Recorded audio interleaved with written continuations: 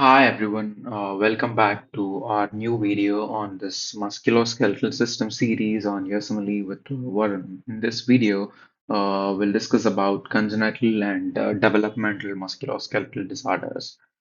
A developmental defect occurs first, which is usually caused by a molecular mutation.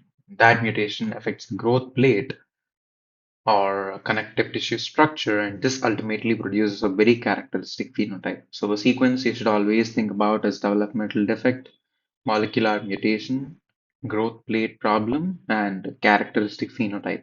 The key areas that are tested in the exams includes limb patterning errors, defects in endochondral ossification, collagen abnormalities, birth-related nerve injuries, and pediatric skeletal conditions. The goal in board exams and all other exams is often to recognize the disease purely from description, even without seeing an image. Before understanding congenital disorders, we need to quickly recall how limbs normally develop. There are three important signaling centers involved. The first is the apical ectodermal ridge, which is abbreviated as AER. The AER releases FGF signals, which controls proximodistal growth, meaning growth from the shoulders to the fingers. The second is the zone of polarizing activity, abbreviated as ZPA. This region releases sonic hedgehog gene or sonic hedgehog signaling, which determines the thumb to little finger axis. The third pathway involves WNT7A, which controls the dorsoventral pattern of the limb, meaning the difference between the palm side and the back side of a hand. When these signaling pathways fail, several developmental abnormalities can occur. So, for example, anemia means complete absence of a limb. I mean, amelia means complete absence of a limb. Phocomelia means severe shortening of proximal limb segments, whereas polydactyly refers to extra digits and syndactyly refers to fusion or webbing between digits. Useful exam tip is sonic hedgehog mutations can also produce midline defects sometimes along with limb abnormalities. Achondroplasia is the most common form of dwarfism. So the condition is caused by mutation in FGFR3 gene, which stands for fibroblast growth factor 3. This mutation inhibits chondrocyte proliferation or inhibits proliferation of chondrocytes in the growth plate. Because of this inhibition, endochondral ossification becomes defective. Endochondral ossification is a process which is responsible for the formation of new bones, new long bones. Therefore, the bones that are mainly affected are the long bones of the limbs. In contrast, bones formed by intramembranous ossification, such as the skin wall, are relatively spared. Clinically, this leads to short limbs with a relatively normal trunk length and large head. Achondroplasia is inherited in an autosomal dominant pattern. However, many causes occurs due to new mutations that are particularly associated with advanced paternal age. On radiographic imaging, patients typically show shortened long bones and a normal spinal canal. A classic exam trick is that patients with achondroplasia usually have normal intelligence despite their skeletal abnormalities. So, if you see short limbs with normal intelligence, achondroplasia should be highly on your differential. Osteogenesis imperfecta is a disease that is caused by the mutations affecting type 1 collagen. So, type 1 collagen is a major structural component of bone, skin, and connective tissues. Most cases follow an autosomal dominant pattern of inheritance. The major clinical features includes frequent or recurrent bone fractures, bluish discoloration of the sclera, hearing loss due to abnormalities of the middle ear bones, and dental abnormalities called dentagenosis imperfecta. A classic exam pattern describes a child who's presenting with multiple fractures and blue sclera. So when you see that combination, osteogenesis imperfecta should immediately come to your mind. Syndactyly refers to webbing between fingers or toes. So during normal development, BMP signaling triggers apoptosis of the interdigital tissue. So if this apoptosis fails to occur, the tissue persists and the digits remain connected. So there are two types of syndactyly. Simple syndactyly involves soft tissue fusion only, whereas complex syndactyly involves fusion of bones as well. So an important exam clue is web digits without shortening of bones, which suggests syndactyly rather than other limb malformations. Hox's genes are extremely important in organizing the spatial arrangement of limb segments. They essentially control the blueprint of how the limb is constructed. Mutations in Hox genes can lead to abnormal digit patterning. So, one example is Hox D13 mutation, which causes synpolydactyly. So, in this condition, patients have extra digits along with fusion between digits. A key concept to remember is that Hox gene mutations affect limb patterning, but they usually do not affect bone quality itself. Nail patella syndrome is caused by mutations in the LMX1B gene. This gene is involved in dorsoventral patterning of the limb. Patients typically present with a triad of findings like the abnormal nails, absent or underdeveloped patella, and elbow deformities. So, for exams, if you see a combination of nail abnormalities along with patellar defects, nail patella syndrome should come to your mind.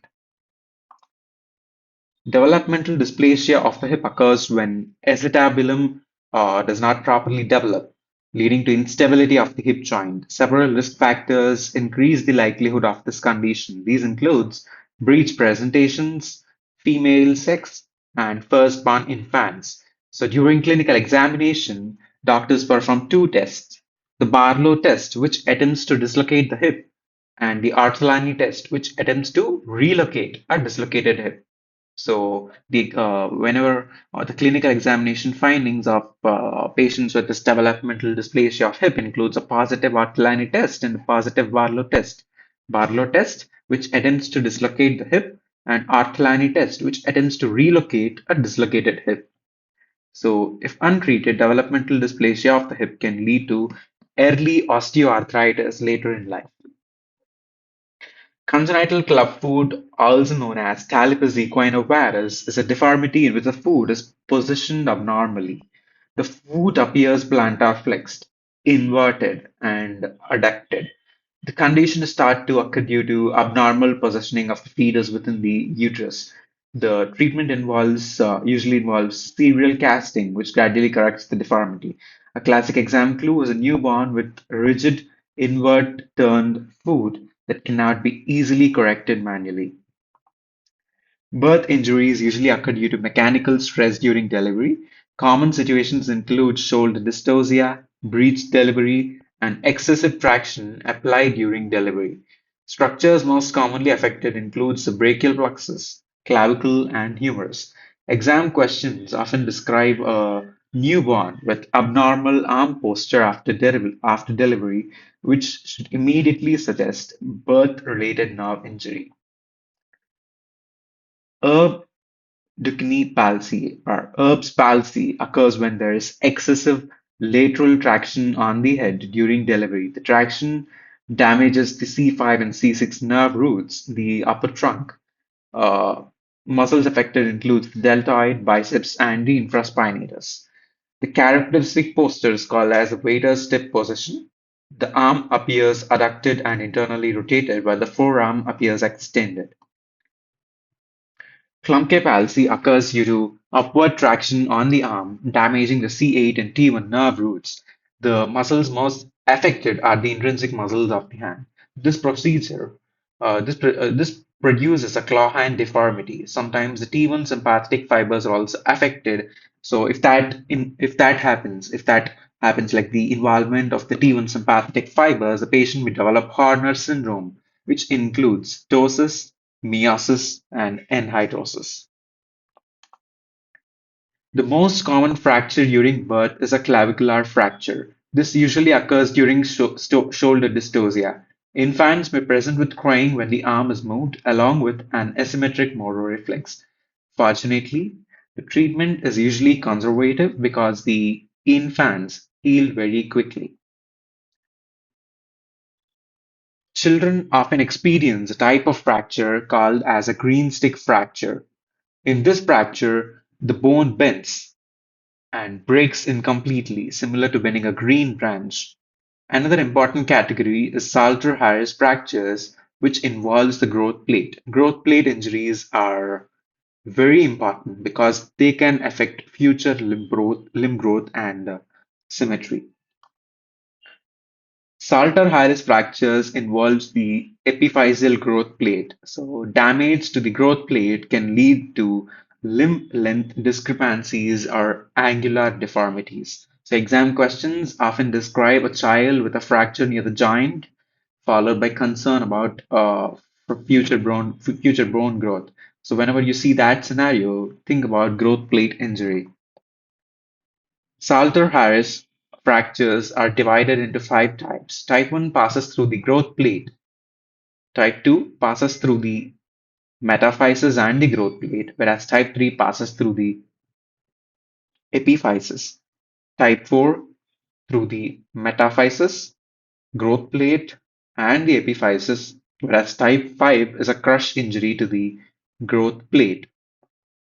A useful mnemonic is Salter, which helps us remember the order. So it's slip, Salter, Saltr, Salter. S is slip, A is above the growth plate, L is lower or below the growth plate, T is through the growth plate, and R is rammed, where there is crushing injury of the growth plate. The severity of growth plate injuries varies. Type 1 fractures generally have the best prognosis because the growth plate remains largely intact. In contrast, type 5 fractures have the worst prognosis because the growth plate is crushed. So, in exam questions, if the stem mentions crush injury to the growth plate, the likely outcome is a permanent growth arrest.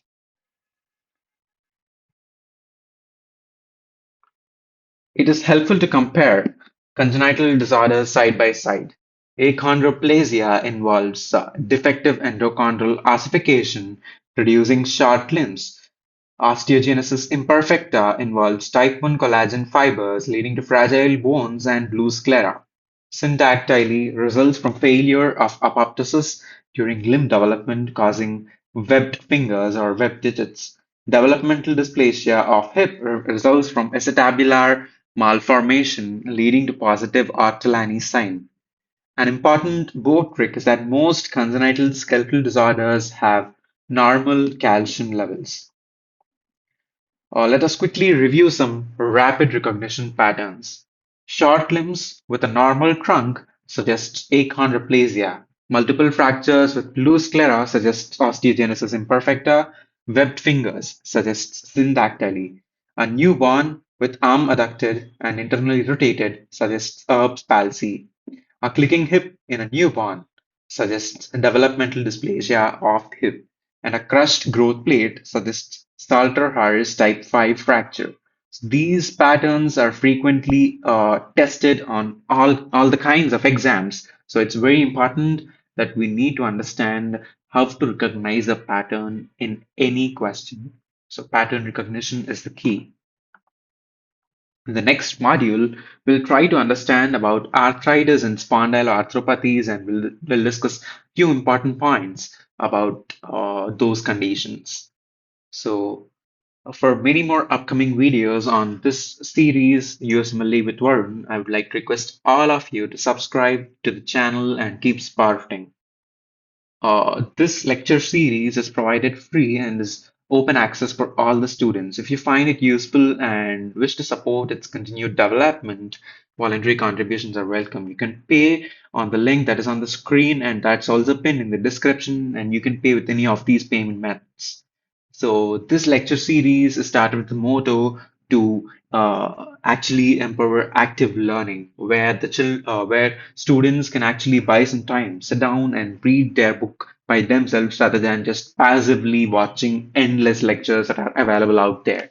Uh, all the content on the series emphasizes or gives importance to what's tested on the questions, what's tested on the USMLE, rather than just everything.